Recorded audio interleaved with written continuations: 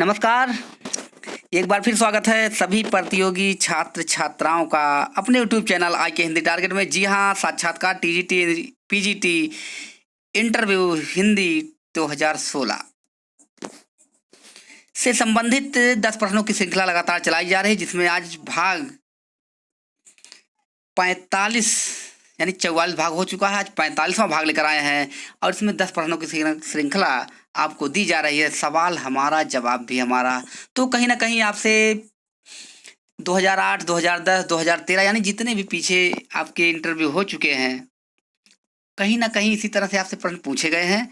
और जो आपके 2016 में होने वाले हैं, 10 नवंबर से 16 दिसंबर तक जो आपका इंटरव्यू डेट गया है और जो आपका 6 से 10 तक हुआ है पीजीटी का, तो कहीं ना कहीं उनके लिए बहुत ही फायदा है। तो वीडियो को अंत तक देखिए और चैनल को सब्सक्राइब कर लीजिए। सब्सक्राइब कर लेंगे तो आपके लिए ही फायदा रहेगा, नोटिफिकेशन मिलेगी जल्द से। आप बेल आइकन को दबा दीजिए, लाइक कर दीजिए, दोस्तों में शेयर कर दीजिए। तो आप अगर दूसरों का भला चाहेंगे तो आपका भला अवश्य होगा। तो चलिए देखते हैं कौन कौन से प्रश्न रखे गए थे जो आपको सवाल के जवाब नहीं मिले थे। तो 10 प्रश्न आपके सामने हम लेकर आ रहे हैं। तो चलिए देखते हैं। एक बात और बता दें, आज सामाजिक विज्ञान एलटी का रिजल्ट आया है। आप लोगों में से जितने लोग वीडियो हमारे देख रहे हैं, उनमें से जिनका भाई बहन का पास पड़ोसी जिसका भी चयन होगा, उनके लिए बहुत बहुत बधाई हो। आपके करीबी रहे होंगे, आपके रिश्तेदार रहे होंगे, आपके भाई रहे हो सकते हैं, आपके बहन हो सकती हैं। तो जिनका भी हुआ है तो बहुत बहुत बधाई है और उन लोग भी अपनी तैयारी में लगे रहे। तो चलिए देखते हैं कौन कौन से प्रश्न रखे गए हैं। तो आपके सामने पहला प्रश्न है, भक्ति द्रावड़ी उपजे लाए रामानंद, प्रगट किया कबीर ने 7 दीप 9 खंड। तो यहाँ जो ये लाए हैं, ये किसने लाया है, किसने कहा है, पंक्ति किसका है? तो ये है पंक्ति डॉक्टर सत्येंद्र की। जी हाँ, आपको भ्रमित कतई नहीं होना है, ये डॉक्टर सत्येंद्र की ही पंक्ति है। इन्होंने ही कहा है, भक्ति द्रावड़ी उपजे लाए रामानंद। किसने कहा? तो ये कहा है डॉक्टर सत्येंद्र ने कहा है। क्योंकि अगर कबीर का होता तो कबीर के लिए नहीं कहा जाता। कबीर खुद अपने लिए नहीं कहते कि प्रगट किया कबीर ने 7 दीप 9 खंड, यानी भक्ति द्रावड़ी यानी भक्ति की उत्पत्ति दक्षिण भारत से हुई है। ये कौन कहते हैं? सत्येंद्र कहते हैं। और उसको उपज करने वाले कौन है? रामानंद हैं। वो दक्षिण से लेके ही आए थे। और प्रकट किया कबीर ने 7 दीप 9 खंड, और इसका विस्तार करने वाला, पूरे संसार में फैलाने वाले 7 द्वीप जो आपके हैं और 9 खंड जो है। 7 द्वीप आप जान रहे हैं, 7 द्वीप एशिया महाद्वीप, ऑस्ट्रेलिया, यूरोप, ठीक है, अफ्रीका, दक्षिण अमेरिका, उत्तर अमेरिका इत्यादि इत्यादि आपके साथ हैं। उसमें जो है पूरे, यानी कह लीजिए पूरे संसार में फैलाने वाले कौन थे? कबीर दास ही थे। इसलिए कबीर का नाम उसमें आया। तो ये नहीं कबीर का नाम आ गया, कबीर ने इसको कहा है। ठीक है। तो भक्ति द्रावड़ी उपजे लाए रामानंद, प्रकट किया कबीर ने 7 दीप 9 खंड। डॉक्टर सत्येंद्र ने। लाने वाले रामानंद, प्रचार करने वाले कबीरदास। ठीक, आप लोग को पूरी तरह समझ में आ गया होगा। दूसरा प्रश्न था, नयनार या नायनार किसे कहते हैं? तो नयनार या नायनार किसे कहते हैं? तो ये जो दक्षिण के, कहाँ के? दक्षिण के जो शयो थे, दक्षिण के जो शयो भक्त थे, उनको नायनार कहा गया। नायनार या नायनार उसको समझ लीजिएगा। दक्षिण के जो शैव भक्त थे उनको नायनार कहा गया। और इनकी संख्या 63 बताई गई है। लेकिन ये नहीं मिलता 63 में कौन कौन है, आज तक कहीं नहीं मिला है और ना मिलने की संभावना है। तो उसको आप खोजिएगा भाई मत, ठीक है। हाँ, तो आप उसको खोजने की प्रयास भी नहीं करेंगे, नहीं तो आपके लिए समस्या होगी। तो 63 नायनारों की संख्या 63 होती है। दक्षिण के जो शैव थे उन्हें नायनार कहा गया और दक्षिण के जो वैष्णव थे उन्हें आलवार कहा गया। आलवारों की संख्या 12। दूसरा प्रश्न, नागरी प्रचारणी पत्रिका कहाँ से निकलती थी? तो नागरी प्रचारणी पत्रिका आपकी काशी यानी बनारस से निकलती थी। कब? 1996। वो 36 नहीं है, 1996। तो कुछ लोग इसमें भ्रमित हो गए हैं, देख लीजिए, इसीलिए हम इसको दिए हैं। कुछ लोग भ्रमित हो चुके हैं। नागरी प्रचारणी पत्रिका हम बोले थे, लेकिन कुछ लोग सोचे नागरी प्रचारणी यहाँ सभा वो लोग समझ रहे हैं। ध्यान से क्वेश्चन को देखते नहीं। तो नागरी प्रचारणी जो सभा है वो अच्छा हम बता दिए शायद 1900 बताए तो 1800 आपका जो है 1899 है, 1896 हो, अगर 1996 रहा होगा 1896 में। और जो आपकी नागरिक प्रचारणी सभा जो थी वो आपका 1893 में हुआ था, जिसमें 3 लोग थे, रामम शिवम सुंदरम, हम बताए थे सूत्र के माध्यम से। तो रामम से हो जाएंगे राम नारायण, रामम शिवम, शिवम से हो जाएंगे शिवम शिव कुमार, और सुंदरम से हो जाएंगे सुंदर श्याम सुंदर दास। ये तीनों थे। बातें क्लियर हुई होंगी, हम समझ चुके हैं कि आप लोग समझ गए हैं कि बातें दोनों स्पष्ट हो चुकी हैं। पत्रिका की बात आता है 96 और सभा की बात आता है 93, 3 साल का अंतर। अगला प्रश्न, कृष्ण भक्त के प्रमुख संप्रदाय कौन है? तो सब लोग जानते हैं, राधा वल्लभ संप्रदाय, ठीक है, वल्लभ संप्रदाय, ठीक है, हरदासी संप्रदाय, फिर इसके बाद आपका है गौड़ी संप्रदाय। ये सब किसमें आते हैं? कृष्ण भक्ति के प्रमुख संप्रदाय हैं। 5वां है, तुलसी जी किसके दर्शन से प्रभावित थे? तुलसी जी तो प्रभावित थे श्री रामानुजाचार्य के। किसके? रामानुजाचार्य के दर्शन से प्रभावित थे। वे भी आपको जानना है कि रामानुजाचार्य का दर्शन क्या है? विशिष्टाद्वैतवाद है। किसका क्या है? विशिष्टाद्वैतवाद। विशिष्टाद्वैतवाद रामानुजाचार्य के दर्शन से प्रभावित हुए तुलसीदास, श्री संप्रदाय, ठीक। 6ठा है बाड़वा नल, यानी बाड़वा नल किसे कहते हैं? तो जो बाड़वा नल है, इसको बाड़ों का मतलब होता है, बता देते हैं आपको क्लियर हो जाए। बाड़ों का मतलब होता है सागर। क्या होता है? सागर। और अनल का मतलब होता है, आप जान ही रहे हैं, आग। तो कहाँ बाड़वा नल, यानी जो सागर में लगने वाली आग को बाड़वा नल कहते हैं। जठराग्नि, जठर मतलब पेट होता है और अग्नि मतलब जठरा नल, यानी आपके पेट में लगने वाली आग, तो जठराग्नि कहते हैं। और एक आता है आपका दावा नल। दावा मतलब होता है जंगल, और आग यानी जंगल में लगने वाली आग। आपकी 3 ही अग्नियां हैं। अगर पूछे अग्नियां कितनी होती, 3 ही बताना, 4 कत्तई मत बताना, ठीक है।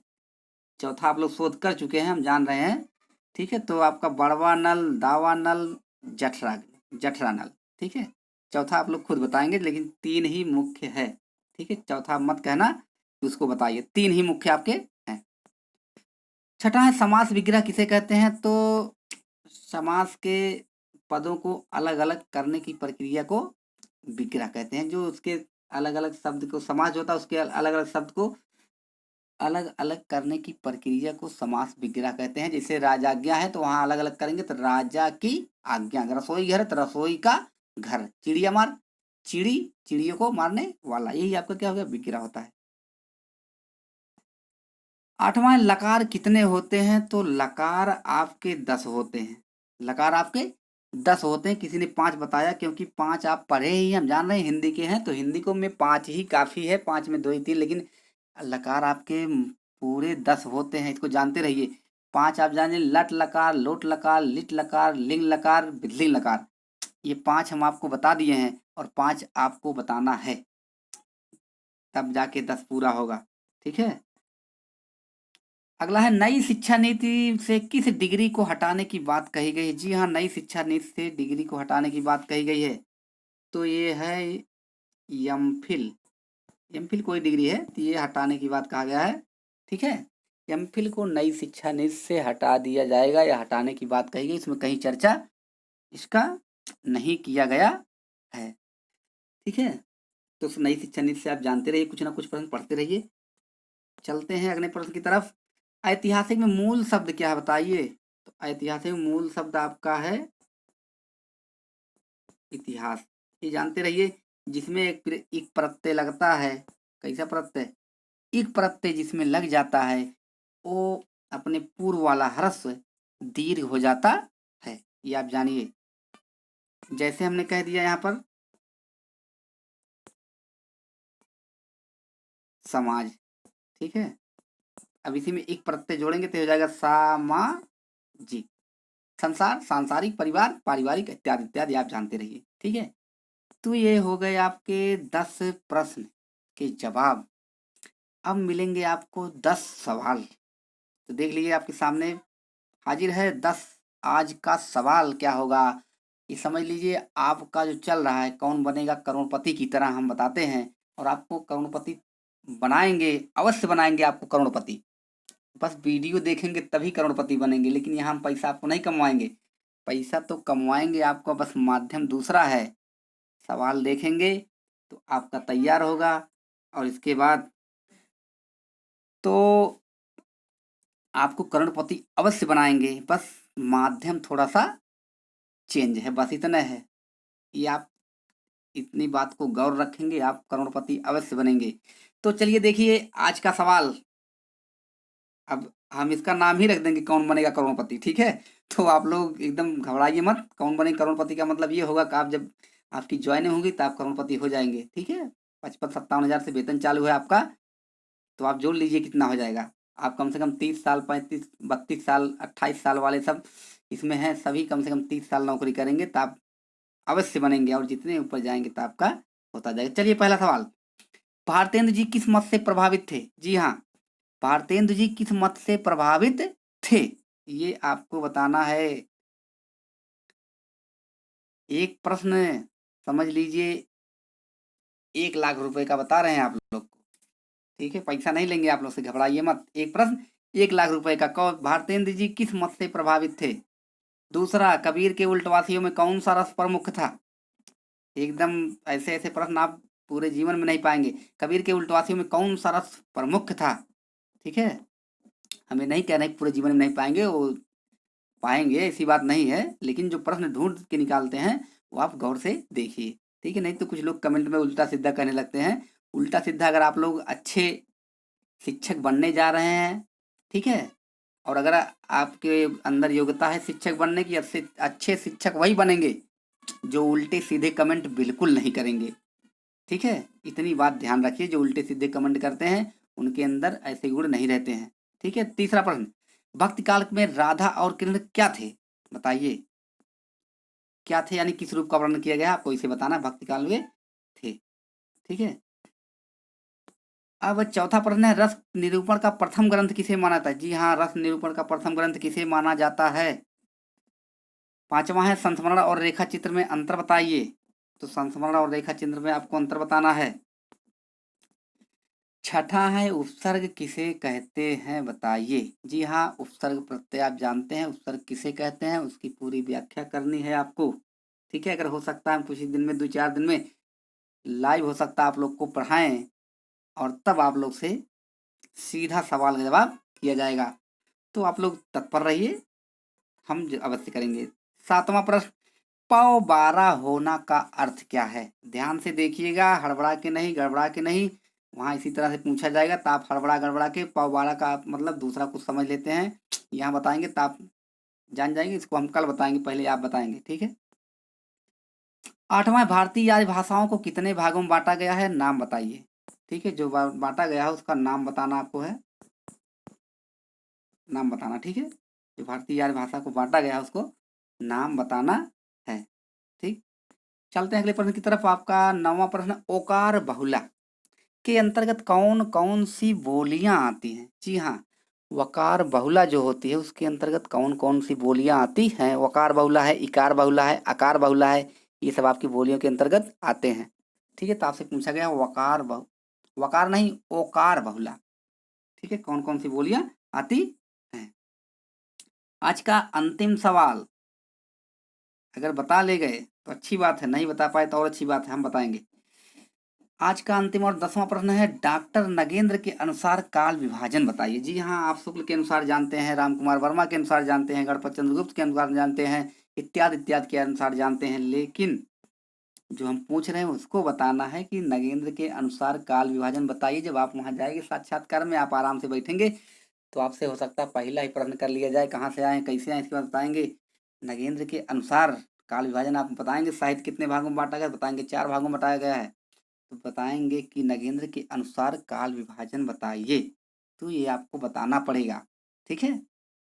तो काल विभाजन कैसे है वो आपको बताना पड़ेगा। तो आज के ये 10 प्रश्न पूरे हो चुके हैं आपके तो इसी तरह से अगर प्रश्न आपको चाहिए तो आप लोग हमसे जुड़ते जाइए और प्रश्न आप लेते जाइए। जितने भी और आगामी वाले हैं आप उनसे भी बता दीजिए कि इसी चैनल के माध्यम से पढ़ाई करें। जितने 2020 में परीक्षा वाले हैं, परीक्षार्थी हैं, सभी को हम 4 महीने के अंदर अगर पूरी गारंटी के साथ हम कहते हैं उनको 125 में 115 प्लस दिलाने की गारंटी लेते हैं। तो अब इससे ज़्यादा हम कुछ नहीं कहेंगे, लेकिन एक बात कहेंगे, वीडियो समाप्त हो चुका है। धन्यवाद, नमस्कार।